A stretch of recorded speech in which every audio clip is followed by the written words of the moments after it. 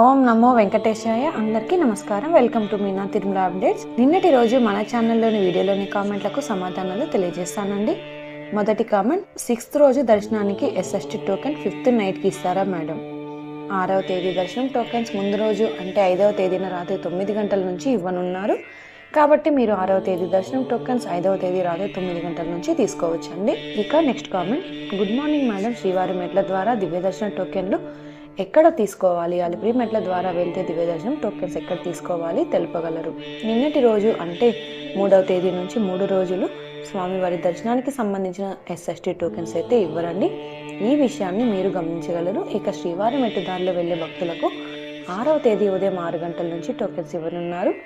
అలిపిరి దారిలో అయితే టోకెన్స్ ఇవ్వరు. కాబట్టి మీరు అలిపిరి దారిలో వెళ్ళాలి అనుకుంటే తిరుపతిలోనే టోకెన్స్ తీసుకొని నడుచుకొని వెళ్లాల్సి ఉంటుంది. శ్రీవారి మెట్టుదారులు కూడా స్టార్టింగ్లోనే టోకెన్స్ అయితే ఇస్తారండి. ఇక నెక్స్ట్ కామెంట్, సుపదం దర్శనం సండే ఉంటుందా? 9th ఫిబ్రవరి 6వ తేదీ నుంచి సుపదం దర్శనం అయితే ఉంటుంది. కాబట్టి మీరు 9వ తేదీన సుపదం దర్శనానికి అయితే వెళ్ళొచ్చండి. ఇక నెక్స్ట్ కామెంట్, హాయ్ మేడం, ఫిబ్రవరి 8న విష్ణు నివాసం దగ్గర టోకెన్స్ ఇష్యూ టైం చెప్పగలరా?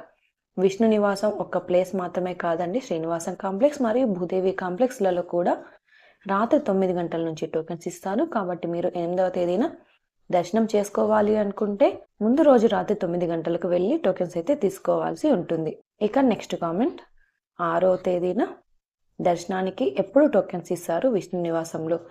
6వ తేదీన దర్శనం టోకెన్స్ 5వ తేదీ రాత్రి 9 గంటలకే ఇవ్వనున్నారండి.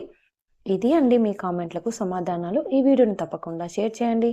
ఈ వీడియోని షేర్ చేయడం వలన శ్రీవారి భక్తులు ఇన్ఫర్మేషన్ తెలుసుకునే అవకాశం ఉంటుందండి. అలాగే ఈ వీడియోని కూడా తప్పకుండా లైక్ చేయండి. అలాగే తప్పకుండా మన ఛానల్ని సబ్స్క్రైబ్ చేసుకోండి. శ్రీవారి ఆశీస్సులతో నెక్స్ట్ వీడియోలో మళ్ళీ కలుసుకుందాం. ఓం నమో వెంకటేశాయ.